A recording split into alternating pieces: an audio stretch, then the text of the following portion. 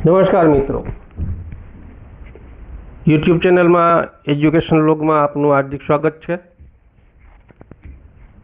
આપની સમક્ષ એકદમ નવો વિષય, આમ જૂનો વિષયને આમ એને નવા સ્વરૂપમાં રજૂ કરવાનો પ્રયાસ કરવા જઈ રહ્યો છું। આપણને ઘણી વખત અંગ્રેજી, મેથ્સ, સાયન્સ આવા બધા વિષયો છે એ હાર્ડ લાગતા હોય છે, માથાના દુખાવા સમાન લાગતા હોય છે। પણ અહીંયા એક મેં પ્રયાસ કર્યો છે અંગ્રેજી વિષયમાં કે પ્રોનાઉનને ગુજરાતીમાં કેમ સમજાવી શકાય। કેટલાક બાળકો હોશિયાર હોય છે છતાં અંગ્રેજીમાં એની એક લેંગ્વેજ તરીકે સમજ હોતી નથી, ત્યારે એ સમજને ગુજરાતી વિષય સાથે અનુબંધ કરી અને સમજાવીએ તો બાળક છે સરળતાથી, વિદ્યાર્થી કોઈ પણ હોય તો સરળતાથી એ પ્રોનાઉનને સમજી શકે। કારણ કે આ એક ગ્રામરનો ભાગ છે અને આ ગ્રામર કોઈપણ લેંગ્વેજનો બંધારણનો ભાગ છે, પાયાનો ભાગ છે, બેઝિક છે, તો એ સમજવું લેંગ્વેજ માટે ખૂબ જરૂરી છે। તો અહીંયા એક માત્ર નાના અંશ તરીકે પ્રોનાઉન, અંગ્રેજીમાં પ્રોનાઉનને ગુજરાતીમાં કેમ સમજાવી શકાય, સરળ ભાષામાં સમજો। પ્રોનાઉન એટલે નામની જગ્યાએ વપરાતો શબ્દ। તો ગુજરાતીમાં સમજણ આપીએ તો જ્યારે કોઈ વ્યક્તિ, પ્રાણી કે વસ્તુનું વારંવાર નામ ન લેવાય અને તેના સ્થાને ટૂંકો શબ્દ વપરાય તો તેને પ્રોનાઉન કહેવામાં આવે છે અને ગુજરાતીમાં એને સર્વનામ કહે છે।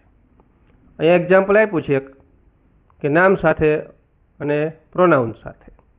તો નામ અહીંયા આપેલું છે કે રાહુલ રોજ સ્કૂલે જાય છે અને એને પ્રોનાઉન સાથે આપણે સમજવું હોય તો નામની જગ્યાએ તે આવે છે, તે રોજ સ્કૂલે જાય છે।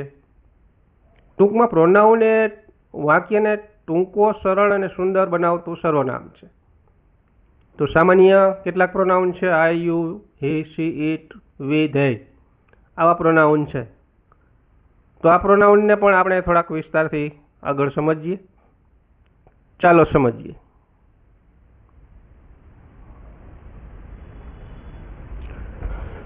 પ્રોનાઉન એટલે સર્વનામ।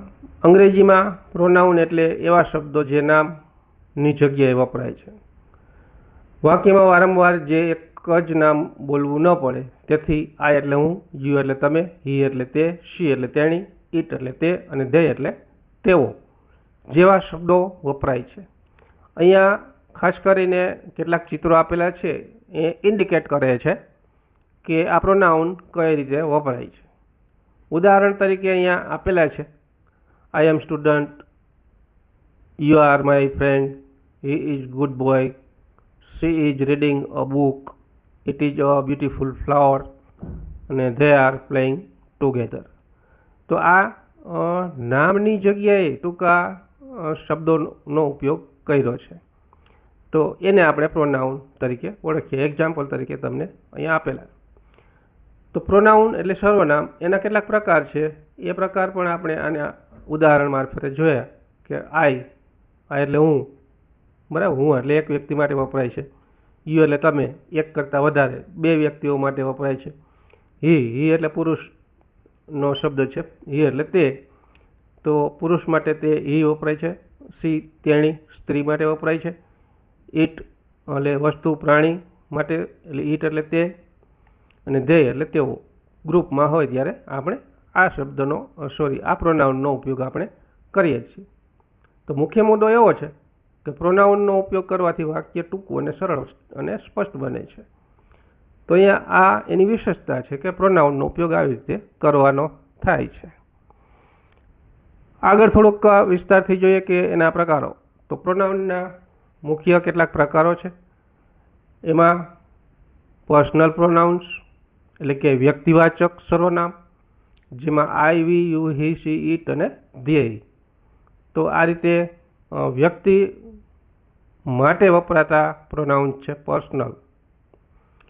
બીજું છે પોસેસિવ, બરાબર ને, પોસેસિવ એટલે પોઝેસિવ પ્રોનાઉન્સ એટલે કે માલિકી દર્શક, આ વસ્તુ મારી છે।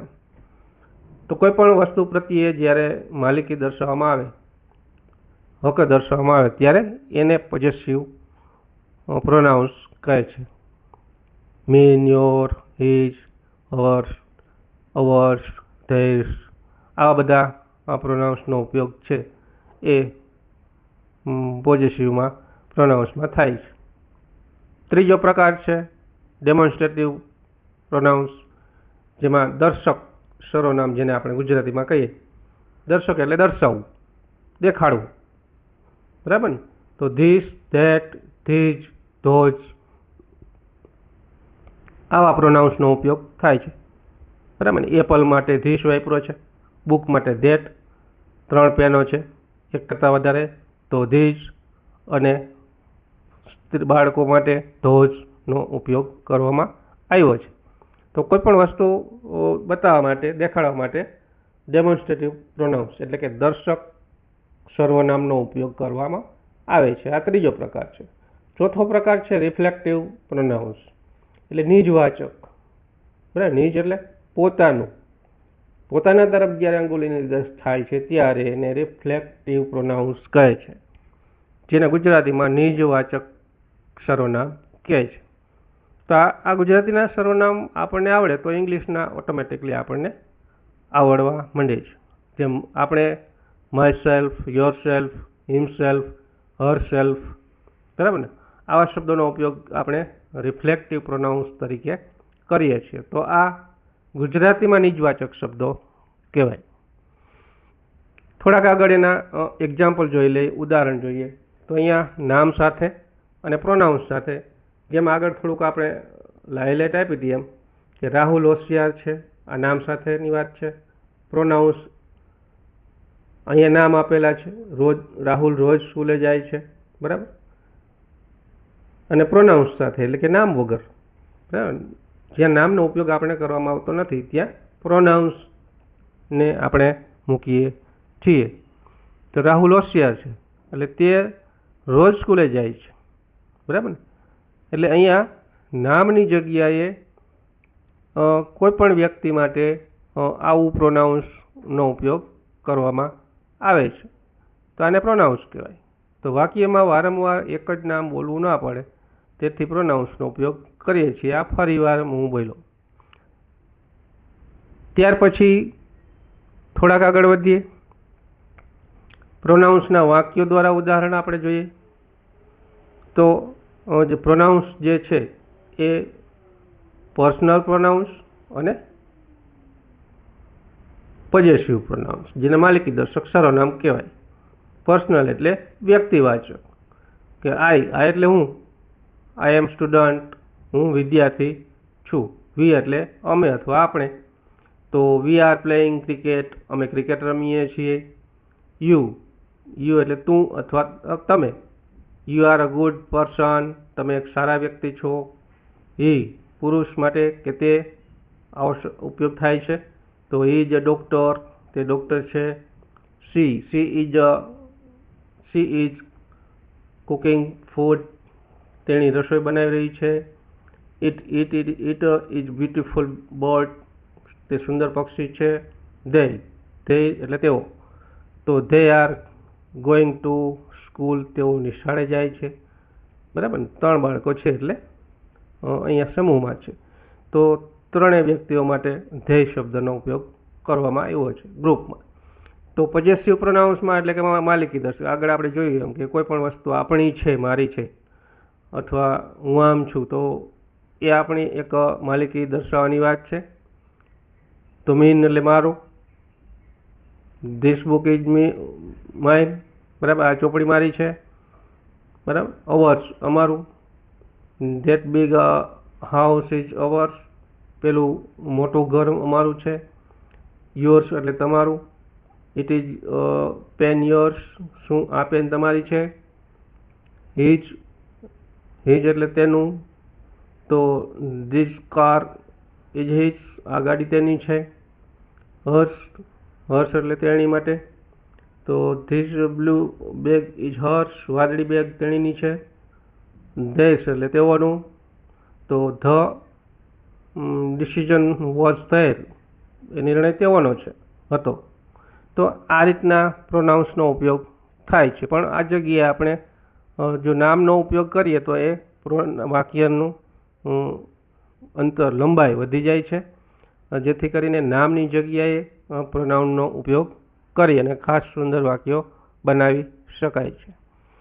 ત્રીજું છે ડેમોન્સ્ટ્રેટિવ પ્રોનાઉન્સ, જેને દર્શક સર્વનામ કહેવામાં આવે છે.